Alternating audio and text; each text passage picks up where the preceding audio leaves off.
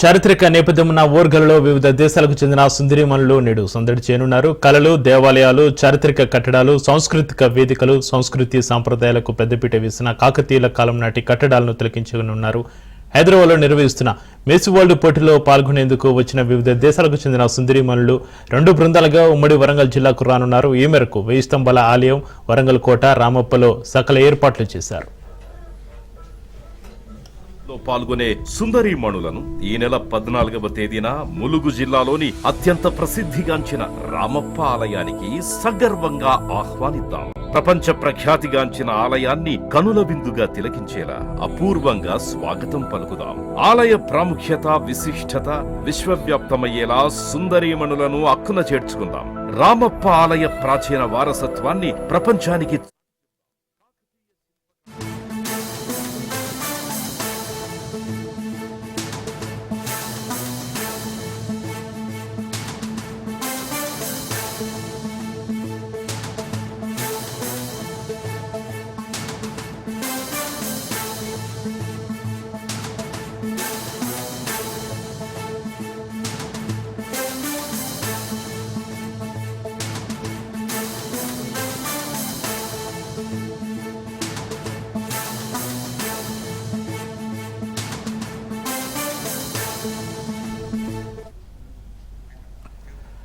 వరంగల్ నగరంలో 3 చోట్ల entry, exit పాయింట్లు ఏర్పాటు చేశారు. 1000 స్తంభాల దేవాలయం, ఫోర్ట్ వరంగల్ వద్ద సౌండ్ అండ్ లైట్, ఫ్లియా మార్కెట్, సాంస్కృతిక ప్రదర్శనల వేదికలను ఏర్పాటు చేశారు. సుందరీమణుల పర్యటనను పర్యవేక్షించేందుకు వరంగల్, హన్మకొండ ప్రాంతంలో ప్రస్తుతం ఉన్న సీసీ కెమెరాలతో పాటుగా అదనంగా మరికొన్ని అమర్చారు.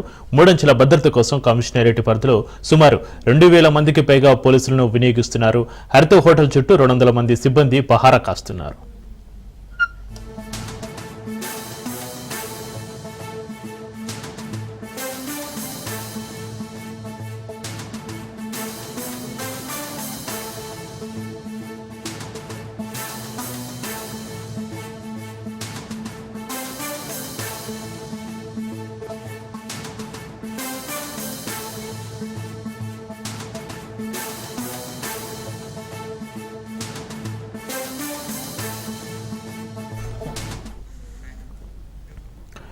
చారిత్రక నేపథ్యం ఉన్న ఓర్గల్లో వివిధ దేశాలకు చెందిన సుందరీమణులు నేడు సందడి చేరున్నారు. కళలు, దేవాలయాలు, చారిత్రక కట్టడాలు, సాంస్కృతిక వేదికలు, సంస్కృతి సాంప్రదాయాలకు పెద్దపీట వేసిన కాకతీయుల కాలం నాటి కట్టడాలను తిలకించనున్నారు. హైదరాబాద్లో నిర్వహిస్తున్న మిస్ వరల్డ్ పోటీలో పాల్గొనేందుకు వచ్చిన వివిధ దేశాలకు చెందిన సుందరీమణులు 2 బృందాలుగా ఉమ్మడి వరంగల్ జిల్లాకు రానున్నారు. ఈ మేరకు 1000 స్తంభాల ఆలయం, వరంగల్ కోట, రామప్పలో సకల ఏర్పాట్లు చేశారు.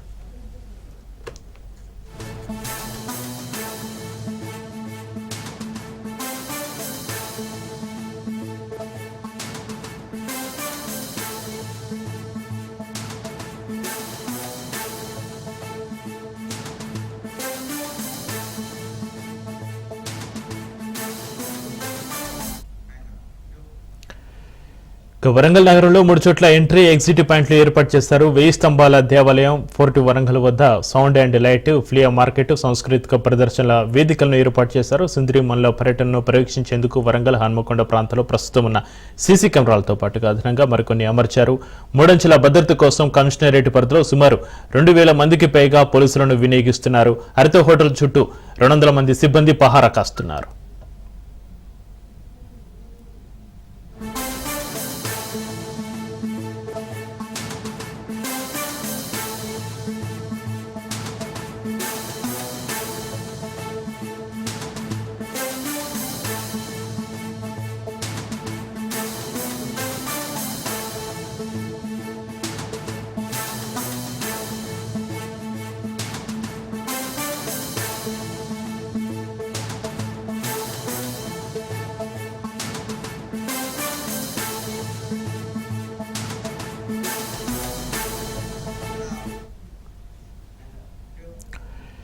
చారిత్రక నేపథ్యం ఉన్న ఓర్గల్లో వివిధ దేశాలకు చెందిన సుందరీమణుల పర్యటనకు సంబంధించి మరింత సమాచారాన్ని మా ప్రతినిధి చంద్రశేఖర్ లైవ్ లో అందిస్తారు. చంద్రశేఖర్.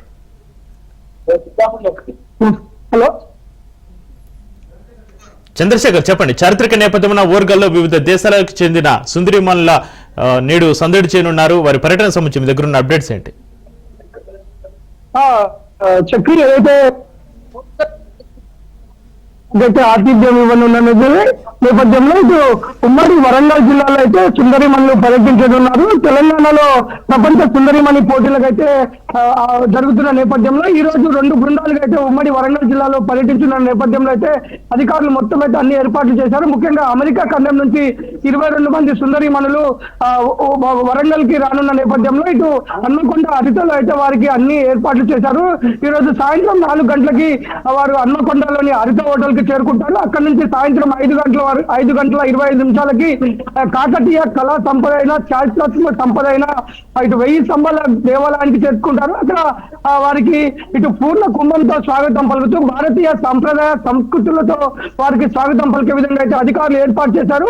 అదేవిధంగా 1000 స్తంభాల దేవాలయాన్ని సందర్శించి అక్కడ ఆ దేవాలయం యొక్క చారిత్రాత్మక గొప్పదనం కానీ ఆ కట్టడం యొక్క విశేషాలు తెలుసుకొని అక్కడ ఆ కట్టడం యొక్క అందాలను స్వయంగా చూడనున్నారు. అందుకు అధికార యంత్రాంగం అన్ని ఏర్పాటు చేసింది. అక్కడ నుంచి వారు వరంగల్ కోటకు చేరుకుంటారు. వరంగల్ కోటలో చేరుకొని అక్కడ వరంగల్ కోట యొక్క అందాలతో పాటు వరంగల్ కోట చరిత్ర, ఆ యొక్క కట్టడాలు, ఆ యొక్క సంస్కృతి సాంప్రదాయం, కాకతీయ చారిత్రాత్మక కట్టడాల యొక్క గొప్పతనాన్ని వాళ్ళు స్వయంగా తిలకరించనున్నారు. తర్వాత రాత్రి 9 గంటల వరకు వారు ఇటు హరిత హోటల్కి చేరుకొని అక్కడ వారికి విందు కార్యక్రమం ఉంటుంది. విందు కార్యక్రమం అనంతరం తిరిగి వారు 22 మంది ప్రపంచ సుందరిమణులు తిరిగి వారు హైదరాబాద్ ప్రయాణం అవుతారు.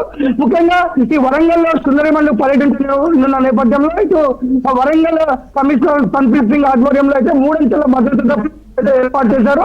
ఇటు ఎక్కడ కూడా ఎలాంటి అవాంఛనీయ సంఘటనలు జరగకుండా ఒక పక్క 3 అంచెల భద్రతలో వారికి భద్రత ఏర్పాటు చేయడమే కాకుండా ఇటు వారు పర్యటించిన ప్రాంతాలన్నీ కూడా సుందరీకరణ అందంగా అలంకరించారు. మొత్తం విద్యుత్ దీపాలతో ఇటు పచ్చని చెట్లతో పాటు ఇటు వారు పర్యటించిన ప్రాంతం మొత్తం రెడ్ కార్పెట్ తో మొత్తం వరంగల్ నగరం మొత్తం కూడా కొత్త కళనైతే సంతరించుకున్నారు అని చెప్పుకోవచ్చు. ఎందుకంటే ప్రపంచ సుందరీమణులకు ఆతిథ్యం ఇవ్వడము, ఈ ఓరుగల్లు పట్టడానికి ఎంతో సంతోషంగా అయితే ప్రభుత్వం అయితే అన్ని ఏర్పాట్లు చేసింది. అలాగే వారికి కావాల్సిన మన భోజనాలు కానీ వారికి కావాల్సిన ఆహార పదార్థాలు కూడా స్వయంగా వారికి కావాల్సినవి అక్కడ వారికి వడ్డించి వారికి ఆతిథ్యం ఇచ్చి ఇవ్వాలని అయితే ప్రభుత్వం నిర్ణయించుకుంది. అంతేకాదు ఇటు యూరోప్ ఖండం నుంచి 35 మంది సుందరీమణులు ఈ రోజు సాయంత్రం రామప్పలోని రామప్ప సరస్సు పైన ఉన్న హరిత హోటల్కి చేరుకుంటారు. అక్కడి నుంచి వారు రామప్ప దేవాలయానికి ఉత్తర ద్వారం ద్వారా రామప్ప దేవాలయం చూసుకుంటే ప్రపంచ వారసత్వ సంపదైన రామప్ప కట్టడాన్ని స్వయంగా పరిశీలిస్తున్నారు.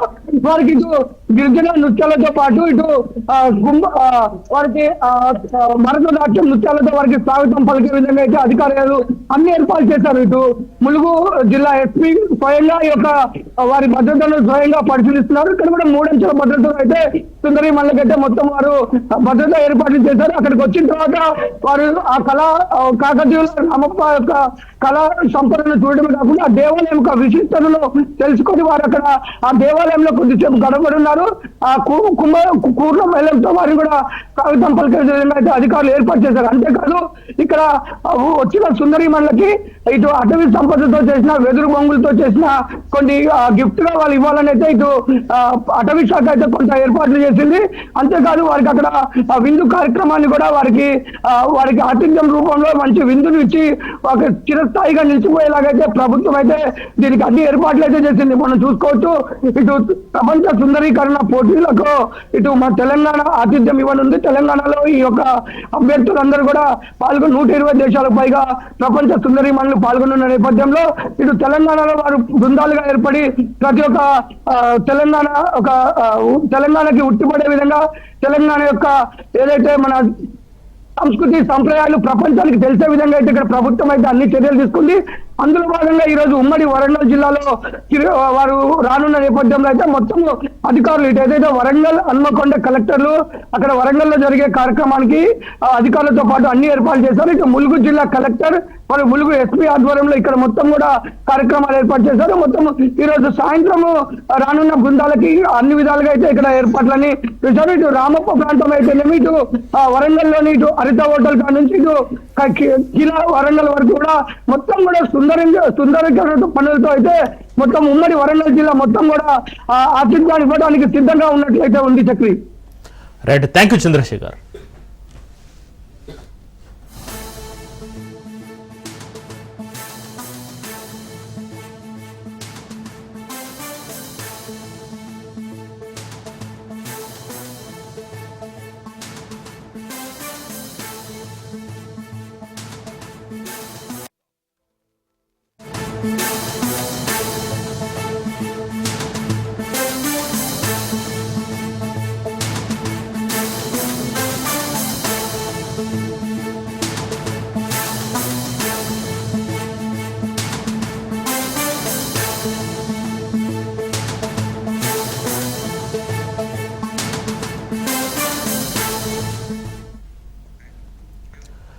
భారత అత్యున్నత న్యాయస్థానం సుప్రీంకోర్టు 52వ ప్రధాన న్యాయమూర్తిగా జస్టిస్ గవై ప్రమాణ స్వీకారం చేశారు. రాష్ట్రపతి ద్రౌపది ముర్ము ఆయన చేత ప్రమాణ స్వీకారం చేయించారు. ఈ వేడుకను ప్రధాని మోడీ సహా పలువురు కేంద్ర మంత్రులు హాజరయ్యారు.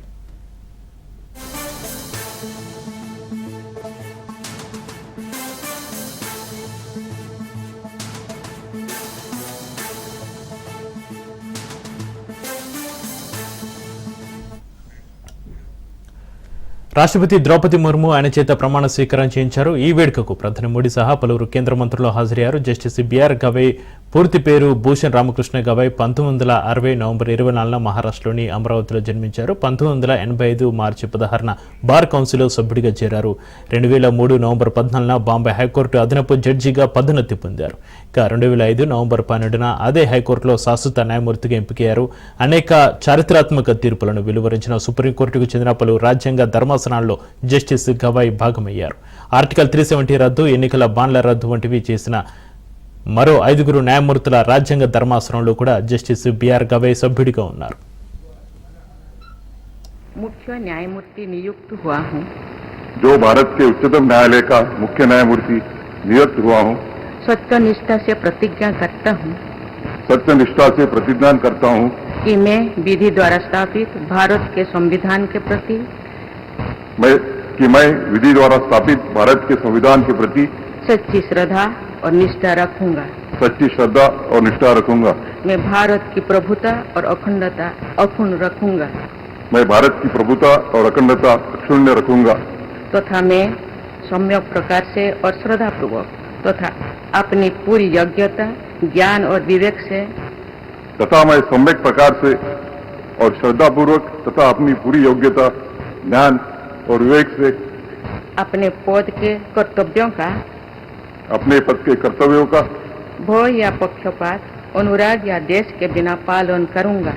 भय या पक्षपात, अनुराग या देश के बिना पालन करूंगा तथा मैं संविधान और विधियों की मर्यादा बनाए रखूंगा। तथा मैं संविधान और विधियों की मर्यादा बनाए रखूंगा।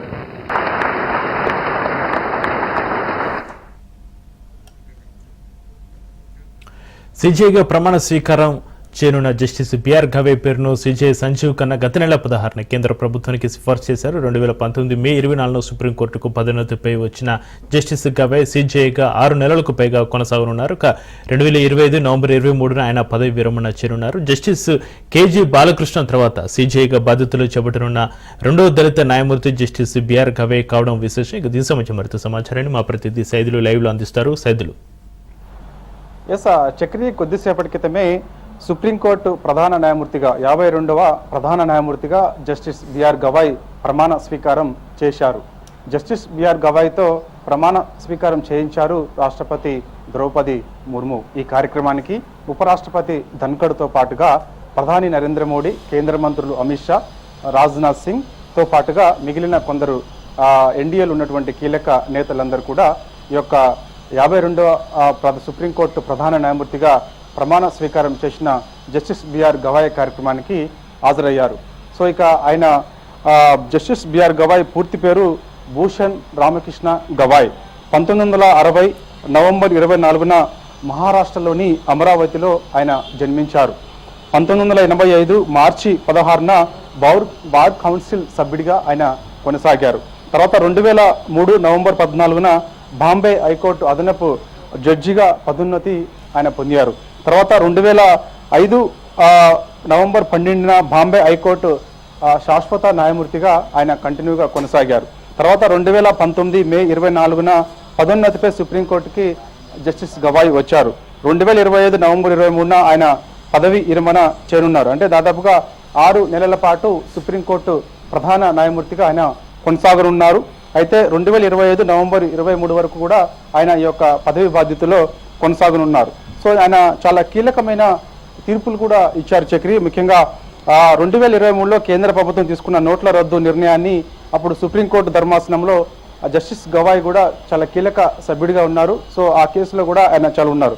దాని తర్వాత ఇక జమ్మూ కాశ్మీర్ ప్రత్యేక హోదాను కల్పించి ఆర్టికల్ 370ని కేంద్ర ప్రభుత్వం రద్దు చేసినప్పుడు ఆ నిర్ణయాన్ని కొందరు సుప్రీంకోర్టులో సవాల్ చేశారు. సో అయితే కేంద్ర ప్రభుత్వం చర్యను సమర్థిస్తూ సుప్రీంకోర్టు డిసెంబర్ 2023లో తీర్పు వెలువరించింది. ఈ తీర్పు ఇచ్చిన రాజ్యాంగ ధర్మాసనంలో జస్టిస్ భూషణ్ గవాయ్ కూడా ఒకరు. దాని తర్వాత చాలా కీలక కేసు ఏంటంటే రాహుల్ గాంధీ కేసు. రాహుల్ గాంధీపై దాఖలైన పరువు నష్టం కేసులో సూరత్ సెషన్ కోర్టు ఆయనకు 2 ఏళ్ల జైలు శిక్ష విధించింది. అయితే గరిష్ట శిక్ష విధించడానికి దిగువ కోర్టు నిర్దిష్ట కారణాలను అందించలేదని పేర్కొంటూ సుప్రీంకోర్టును శిక్షను నిలిపివేసింది. జస్టిస్ భూషణ్ గవాయ్ నేతృత్వంలోని బెంచ్ ఈ కేసుని విచారించింది. ఇక తీస్తా తల్వాద్ మనీష్ సిసోడియాలకు బెయిల్ రావడంలో జస్టిస్ భూషణ్ గవాయ్ కూడా ఒకరు. అంటే జస్టిస్ భూషణ్ గవాయ్ నేతృత్వంలోని ప్రత్యేక ధర్మాసనం 2023లో సామాజిక కార్యకర్త తీస్తా సెతల్వాద్కు బెయిల్ మంజూరు చేసింది. 2002లో గుజరాత్ అల్లర్ల కుట్ర పన్నారన్న ఆరోపణపైన తీస్తాపై కేసు అప్పుడులో నమోదైంది. ఇక లిక్కర్ స్కామ్లో అరెస్ట్ అయిన ఢిల్లీ మాజీ ఉప ముఖ్యమంత్రి మనీష్ సిసోడియాకు 2024లో సుప్రీంకోర్టు బెయిల్ మంజూరు చేసింది. న్యాయమూర్తుల భూషణ్ గవాయ్ ఒకరు కూడా. ఎందుకంటే విశ్వనాథన్, జస్టిస్ భూషణ్ కూర్తో దిశబ్బ ధర్మాసనం ఇటు ఢిల్లీ ఉప ముఖ్యమంత్రిగా ఉన్నటువంటి ఢిల్లీ లిక్కర్ స్కామ్లో అరెస్ట్ అయ్యి కొన్ని సంవత్సరాల పాటు జైల్లో ఉన్నటువంటి మనీష్ సిసోడియాకు బెయిల్ రావడంలో ఈయన పాత్ర కూడా ఉంది. తర్వాత ప్రశాంత్ భూషణ్ కోర్టు ధిక్కార కేసు ఏదైతే ఉందో ఆ కేసులో కూడా చాలా కీలకంగా వ్యవహరించారు. దాంతోపాటుగా ఈ మధ్యకాలంలో మనం చూసాం ఏదైతే పార్టీ ఫిర్యాదుల కేసు ఏదైతే ఉందో తెలంగాణ నుంచి కొంతమంది బీఆర్ఎస్ పార్టీ చెందినటువంటి 10 మంది ఎమ్మెల్యేలు అధికార కాంగ్రెస్ గూటికి వెళ్ళారు. వెళ్ళిన వారిని సవాల్ చేస్తూ అంటే వారు వెళ్ళినప్పుడు ఈ యొక్క పార్టీ ఫిర్యాదులకు పాల్పడ్డారని చెప్పేసి బీఆర్ఎస్ పార్టీ సుప్రీంకోర్టులో పిటిషన్ దాఖలు చేసింది. ఒకటి రిట్ పిటిషన్ దాఖలు చేసింది, మరొకటి SLP petition, special leave petition దాఖలు చేశారు BRS party working president KTR. ఈ కేసుకు సంబంధించి చాలా సీరియస్గా తీసుకుంది బీఆర్ఎస్ పార్టీ. సో అప్పుడు జస్టిస్ బిఆర్ గవాయ్ తో కూడినటువంటి దిశబ్బ ధర్మాసనం ఏదైతే ఉందో ఆ దిశబ్బ ధర్మాసనంలో చాలా పార్టీ ఫిర్యాదులపైన చాలా ఘాటైన వ్యాఖ్యలు కూడా ఆయన చేసిన సంగతి అందరికీ తెలిసిన విషయమే. ఆపరేషన్ సక్సెస్ పేషెంట్ డెడ్ అనే తీరులా ఈ యొక్క పార్టీ ఫిర్యాదులకు సంబంధించినటువంటి వ్యవహార శైలి ఉన్నది అని చెప్పేసి కూడా ఆయన చాలా ఘాటైన వ్యాఖ్యలు చేశారు. సో ఆయన ఇప్పుడు మనకి సుప్రీంకోర్టు ప్రధాన న్యాయమూర్తిగా 52వ ప్రధాన న్యాయమూర్తిగా కొద్దిసేపటి క్రితమే ప్రమాణ స్వీకారం చేశారు. దాదాపు 6 నెలల పాటు ఈ యొక్క పదవిలో ఆయన కొనసాగనున్నారు. అనేక కేసు విషయంలో కూడా ఆయన చాలా కీలకంగా వ్యవహరించారు. ఆయన 2వ దళిత సుప్రీంకోర్టు ప్రధాన న్యాయమూర్తిగా ఆయనకి ఇప్పుడు అంటే 2వ నేతగా చెప్తున్నారు. బాలకృష్ణన్ మొదటి వ్యక్తి అయితే దళితుడిగా ఆనాడు సుప్రీంకోర్టు ప్రధాన న్యాయమూర్తిగా పదవి బాధ్యతలు చేపించినటువంటి బాలకృష్ణన్ తర్వాత 2వ దళితుడు అని చెప్పేసి కూడా జస్టిస్ బిఆర్ గవాయ్ చెప్పేసి అంటున్నారు. కాబట్టి సో ఇక ఆయన 6 నెలల పాటు యొక్క పదవి కాలంలో కొనసాగనున్నారు. అనేక కేసు విషయంలో కూడా ఆయన చాలా కీలక తీర్పులు కూడా చెప్పారు. సో ఇంకా దాంతో పాటుగా కొన్ని కేసులు చూసి మాత్రం అవి కూడా మనకి చూస్తే ఏదంటే ఎలక్ట్రల్ బాండ్ స్కీమ్ ఏదైతే ఉందో రాజ్యాంగ విరుద్ధమని ప్రకటించినటువంటి సుప్రీంకోర్టు 5 న్యాయమూర్తుల రాజ్యాంగం ధర్మాసనంలో గవాయ్ కూడా ఒకరు. ఎందుకంటే ఉత్తరప్రదేశ్, మధ్యప్రదేశ్లో నిందితుల ఇళ్లను కూల్చేస్తున్నారని సవాల్ చేస్తూ దాఖలైన పిటిషన్లు విచారించిన 2 న్యాయమూర్తుల్లో జస్టిస్ బిఆర్ గవాయ్ కూడా ఒకరు. కూల్చివేతలను ధర్మాసనం తీవ్రంగా తప్పుపట్టింది. తగిన ప్రక్రియ పాటించకుండా ఆస్తులను ధ్వంసం చేయడం చట్టవిరుద్ధం అని చెప్పేసి కూడా పేర్కొంది. నిందితుల ఇళ్లపై ఎటువంటి చర్యలు తీసుకునే ముందు అనుసరించాల్సిన విధానపరమైన చర్యలు ఏంటి అనేది పైన కోర్టు ప్రశ్నించింది. సో ఇలాంటి కేసులో కూడా చాలా కీలకంగా జస్టిస్ బిఆర్ గవాయ్ వ్యవహరించారు. కాబట్టి సో ఇక దాంతో పాటుగా 1992 ఆగస్టు నుంచి 1993 బాంబే హైకోర్టులో ఉన్నప్పుడు చాలా కీలకమైన అసిస్టెంట్ గవర్నమెంట్ ప్లీడర్, అదనపు పబ్లిక్ ప్రాసిక్యూటర్గా పదవులు నిర్వహించినప్పుడు కూడా చాలా అనేక కీలక తీర్పులు కూడా ఆయన ఇచ్చినట్టుగా కూడా ఆయనకి పేరుంది. కాబట్టి సో కొద్దిసేపటి క్రితమే ఈ యొక్క రాష్ట్రపతి హాల్లో, దర్బార్ హాల్లో కొద్దిసేపటి క్రితమే 52వ సుప్రీంకోర్టు ప్రధాన న్యాయమూర్తిగా ఆయన ప్రమాణ స్వీకారం చేశారు. ఈ యొక్క ప్రమాణ స్వీకారానికి ఉపరాష్ట్రపతి ధన్కర్తో పాటుగా ప్రధాని నరేంద్ర మోడీ, మిగిలిన కేంద్ర మంత్రులందరూ కూడా హాజరయ్యారు. Chakri. Right, thank you Saidulu.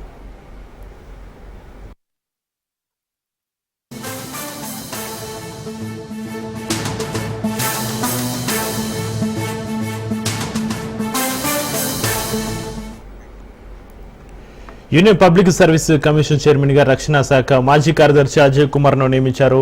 కేంద్ర వ్యక్తిగత వ్యవహారాల శాఖ తన ఆదేశాల్లో ఈ విషయాన్ని తెలిపింది. గత నెల ఏప్రిల్ 29న ప్రీతి సుదన్ పదవీ కాలం ముగిసిన నేపథ్యంలో ఆ పోస్టు అప్పటి నుంచి ఖాళీగా ఉంది. దీంతో అజయ్ కుమార్ ను యూపీఎస్సీ చైర్మన్ గా నియమిస్తూ ఇచ్చిన ఆదేశాలను రాష్ట్రపతి ద్రౌపది ముర్ము క్లియర్ చేశారు.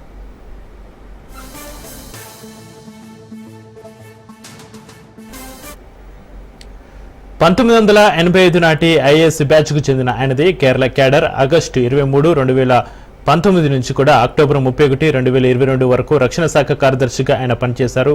ఐఏఎస్ ఇక ఐఎఫ్ఎస్, ఐపీఎస్తో పాటుగా ఇతర పరీక్షలను యూపీఎస్సీ నిర్వహిస్తుంది. యూపీఎస్సీకి ఒక చైర్మన్ ఉంటారు, దాంట్లో 10 మంది సభ్యులు ఉంటారు. ప్రస్తుతం యూపీఎస్సీలో 2 సభ్యులకు ఖాళీలు కూడా ఉన్నాయి.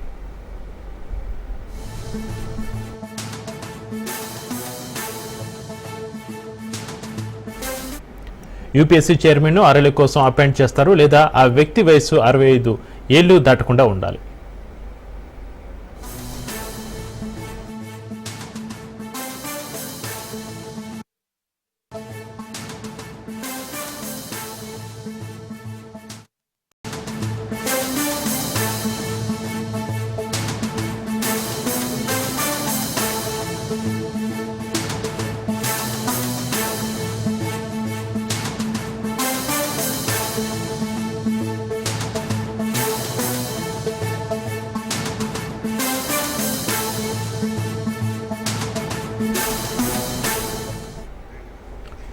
ఈ నెల 20న చిత్తూరు జిల్లా కుప్పంలో ఏపీ సీఎం చంద్రబాబు పర్యటించనున్నారు. శాంతిపురం మండలం శివపురం వద్ద నూతనంగా నిర్మిస్తున్న సొంతింటి గృహ ప్రవేశ కార్యక్రమంలో కుటుంబ సమేతంగా చంద్రబాబు పాల్గొనున్నారు.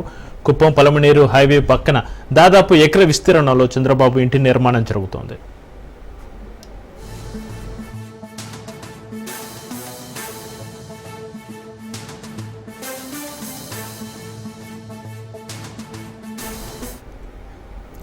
ఈ నెల 20న చిత్తూరు జిల్లా కుప్పంలో ఏపీ సీఎం చంద్రబాబు పర్యటించనున్నారు. శాంతిపురం మండలం శివపురం వద్ద నూతనంగా నిర్మిస్తున్న సొంతింటి గృహ ప్రవేశ కార్యక్రమంలో కుటుంబ సమేతంగా చంద్రబాబు పాల్గొనున్నారు. కుప్పం పలమనేరు హైవే పక్కన దాదాపు ఎకర విస్తీర్ణంలో చంద్రబాబు ఇంటి నిర్మాణం జరుగుతుంది. దీనికి సంబంధించి మరింత సమాచారాన్ని మా ప్రతినిధి కిరణ్ ఫోన్ లైన్ అందిస్తారు. కిరణ్, చక్రి రాష్ట్ర ముఖ్యమంత్రి చంద్రబాబు నాయుడు కుప్పంలో శాంతిపురం మండలంలో శివపురం దగ్గర 2.8 ఎకరాల విస్తీర్ణ స్థలంలో 1 ఎకరా ఇంటిని నిర్మించారు. దాన్ని గత ప్రభుత్వంలో కూడా ఆ ఇంటిని నిర్మించడానికి చాలా ఇబ్బందులు గుర్తించారని చెప్పుకోవచ్చు. ముఖ్యంగా గత ప్రభుత్వ హయాంలో ఏదైతే 2 ఎకరాల 8 సెంట్రల్ భూముల్లో పూర్తిగా ల్యాండ్ కన్వర్షన్ చేయలేదంటే దానికి నిర్మాణ అనుమతులు కూడా ఇవ్వకుండా చంద్రబాబు నాయుడు చాలా ఇబ్బందులు గుర్తించారు. ఈ నేపథ్యంలోనే గతంలోని మదనపల్లి ఆర్డీఓ కావచ్చు, అక్కడున్న పంచాయతీ సెక్రటరీ కావచ్చు, మాకు ట్రైన్లు అందలేదని చెప్పేసి కూడా చంద్రబాబు ఇంటిని ఆపేసిన పరిస్థితి అయితే ఉంది. అదే ఏకకేకలకు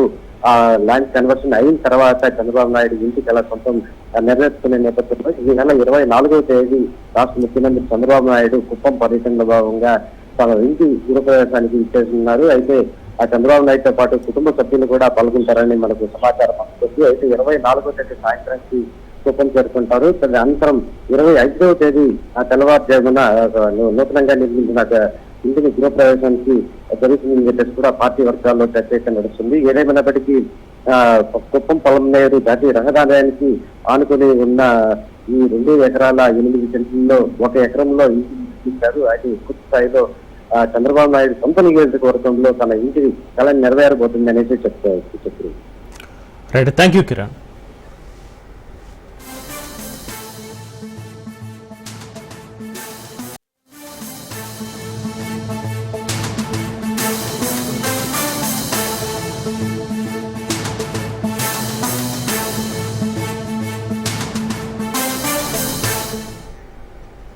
మేడ్చల్ జిల్లా రాచకొండ పరిధిలోని Pratapa Singaram village double bedrooms flats లో కార్డన్ సెర్చ్ జరిగింది. Malkajgiri zone DCP Padmaja, ADCP, ACP ఆధ్వర్యంలో కార్డన్ సెర్చ్ నిర్వహించారు. 262 మంది పోలీసులు ఈ సెర్చ్ ఆపరేషన్ లో పాల్గొన్నారు. తనిఖీలో సరైన పత్రాలు, నంబర్ ప్లేట్స్ లేని బైక్లు, ఆటోలు, లిక్కర్, గుట్కా ప్యాకెట్లు, 40 మినీ సిలిండర్స్ స్వాధీనం చేసుకున్నారు పోలీసులు. 15 మంది అనుమానితులను అదుపులోకి తీసుకున్నారు. ప్రజల భద్రత దృష్ట్యా ఈ సెర్చ్ ఆపరేషన్ నిర్వహిస్తున్నట్లుగా మల్కజ్గిరి జోన్ డీసీపీ పద్మజాయ్ తెలిపారు.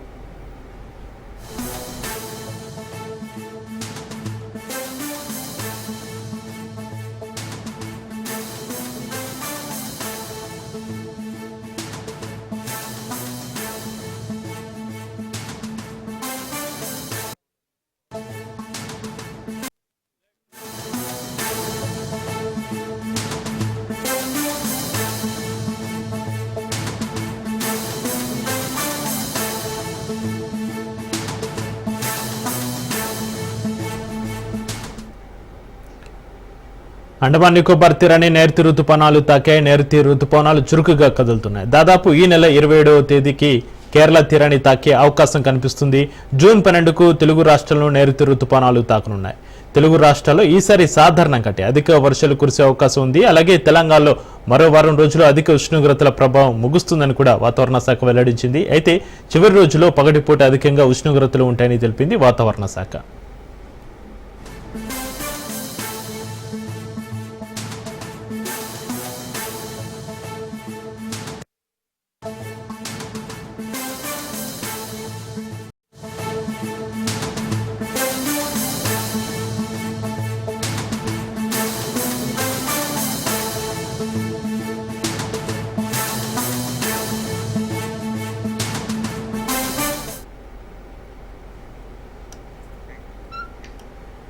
తిరుపతి తాతయ్యగుంట గంగమ్మ జాతర ఘనంగా ముగిసింది. 7 రోజుల పాటు వివిధ వేషాలలో అమ్మవారిని దర్శించుకుని మొక్కులు తీర్చుకున్నారు భక్తులు. ఇవాళ తెల్లవారుజామున గంగమ్మ విశ్వరూప దర్శనం ప్రతిమను ఏర్పాటు చేసి కైకాల కులస్తులు పేరెంటాల వేషం వేసుకుని అమ్మవారి చెంప నరకడంతో జాతర ప్రక్రియ ముగిసింది. చివరి ఘట్టాన్ని తిరిగించేందుకు భక్తులు భారీగా తరలి వచ్చారు. అమ్మవారిని ప్రతిష్ఠించిన విశ్వరూప దర్శనం మట్టిని తీసుకునేందుకు జనం ఎగబడ్డారు. మట్టిని తీసుకెళ్లి పూజ గదిలో పెట్టుకుంటే మంచి శుభం పరిణామాలు కలుగుతాయని భక్తుల నమ్మకం. ఇక భక్తుల తాకిడిని కట్టుదిట్టం చేస్తూ ఎలాంటి అవాంఛనీయ సంఘటనలు జరగకుండా పోలీసులు భారీ బందోబస్తు ఏర్పాటు చేశారు.